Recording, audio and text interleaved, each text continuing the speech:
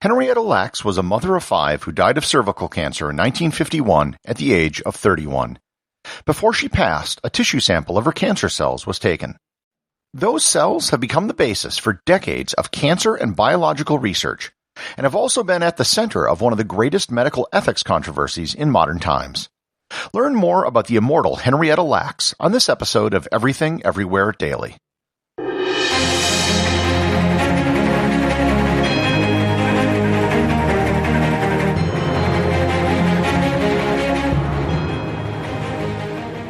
This episode is sponsored by CuriosityStream. If you're a regular listener to this podcast, you definitely are a person who is intellectually curious. If that describes you, then you need to get a subscription to CuriosityStream. CuriosityStream has documentaries on a wide variety of subjects covering almost everything you might have an interest in. You'll find dozens of shows on economics, history, biology, technology, physics, culture, and philosophy. Plus, they have tons of original programming which are being released on a regular basis. Best of all, you can get a year's worth of CuriosityStream for only $20. And that's not $20 a month, but $20 for a full year. You can watch CuriosityStream on every major streaming platform, as well as on the web and via their mobile app. To start your subscription, just visit CuriosityStream.com. Once again, that's CuriosityStream.com. Henrietta Lacks was born in 1920 in Roanoke, Virginia. She was an African-American woman whose mother died when she was 4 years old, giving birth to her 10th child. Her father was unable to raise 10 young children, so Henrietta was sent to live with her grandfather. She was literally raised in the log cabin which served as the slave quarters on the plantation which was once owned by her white great-grandfather. Her grandfather was a tobacco farmer. Henrietta went to school at a segregated school for blacks and dropped out after the 6th grade so she could help on the farm. She had her first child at the age of 14 and her second at the age of 18. She married her first cousin, who was the father of the 2 children, and they proceeded to have 3 more. At the age of 20, they moved to Turner Station, Maryland. Her story up until this point is actually not that remarkable for the era and the place. People had children earlier back then, and marrying a first cousin wasn't unheard of in the rural South.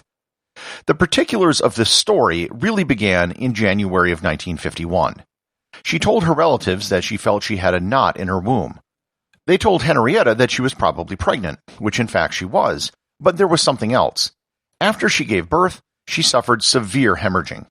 In August of 1951, she was referred to the Johns Hopkins Medical Center, which was one of the only places where poor African Americans could go for medical help at the time. It was there where she was diagnosed with malignant cervical cancer. On October 4, 1951, at the age of 31, she passed away. As sad as the story of a young mother of 5 passing away from cancer is, this is really only the beginning of the story. While Henrietta was in the hospital at Johns Hopkins, they took a tissue sample from her tumor. This was, and still is, a standard procedure for most cancer patients. The tissue sample was sent to a cancer researcher at Johns Hopkins by the name of George Otto Gay. Gay would get cancer cells from patients all the time, but every sample exhibited the same behavior. The cells would survive at most for a few days and then die. This made it very difficult to perform multiple tests on the same sample. Multiple tests would require multiple tissue samples. The cells from Henrietta, however, were totally different. Henrietta's cells wouldn't die. They were capable of dividing indefinitely. They were the first immortal human cells ever discovered. Gay began an entire cell line from a single one of Henrietta's cells. This cell line became known as the Hela Cells, taken from the initials of Henrietta Lacks. This cell line, because it could reproduce indefinitely, became invaluable for biomedical researchers. The Hela line has been influential for many medical discoveries over the last 70 years. Jonas Salk used the Hela cells for developing the polio vaccine. In 1955, the first cloned human cells were from the Hela line. Almost every area of medical research over the last 70 years has used the cells from Henrietta Lacks. Cancer, COVID-19, in vitro fertilization, and AIDS researchers have all used the Hela cells. The cells have been used to test gene splicing as well as the effects of radiation. Many consumer products have been tested on the cells to see if they were safe for humans. Over 17,000 patents have been issued on techniques developed using Hela cells. It has been estimated that over 50 metric tons of cells have been created from the single cell from Henrietta, which was used to create the Hela Cell line. Moreover, medical companies have made millions of dollars selling and cultivating the Hela Cell line over the years. And at no point did Henrietta or her family ever consent or know what was happening with these cells. The family began to realize that something was up in the 1970s. The Hela Cell line had become contaminated with some other cell lines, and they needed genetic information from the family to figure out which cell lines were which. In 1975, through a chance conversation, the family found out that Henrietta cells were still being used for research.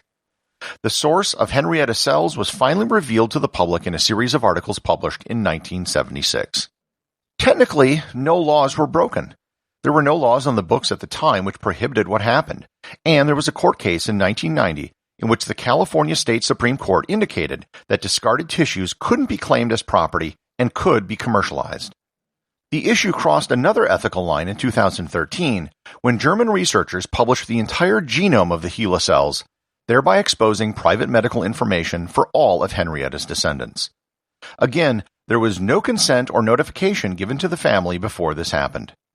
The movement to begin to honor and recognize Henrietta Lacks began in 1996 when Howard University hosted the first Hela Women's Health Conference.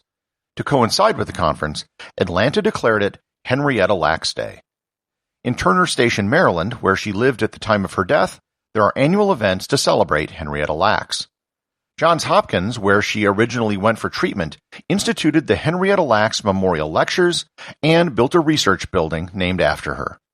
Her story has now been the subject of documentaries, a film starring Oprah Winfrey, a best-selling book, a stage production, countless articles, an episode of Law & Order, and, of course, podcast episodes. In 2020, the first steps were made to make financial reparations to Henrietta Lacks and her family for the use of her cells. The Howard Hughes Medical Center made a six-figure donation to the Henrietta Lacks Foundation.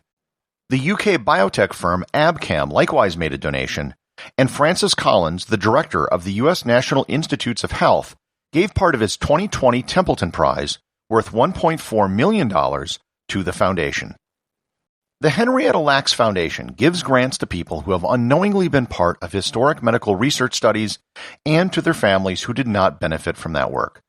This includes Henrietta's own descendants, as well as black men who from 1932 to 1972 were unwitting participants of government syphilis experiments. While the story of Henrietta Lacks is sad and tragic, ultimately her cells probably saved millions of lives. Her family never wanted to profit from her cells, they just wanted recognition for what she gave and the important role she played in the advancement of medical research.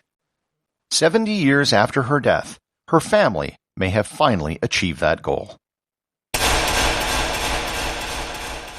The associate producer of Everything Everywhere Daily is Thor Thomsen. I just want to give a big thanks to everyone who has subscribed and been supporting the show. I've now done over 300 episodes, and sometime in the next few days, I'll be celebrating 500,000 downloads since I've launched the show. If you know someone who's a curious person and loves to learn, then please share the show with them. We all know such people who might work in your office, or maybe it's someone you're in touch with online. The more people who listen, the more people who can learn, and the easier it's going to be for me to continue to provide you this content.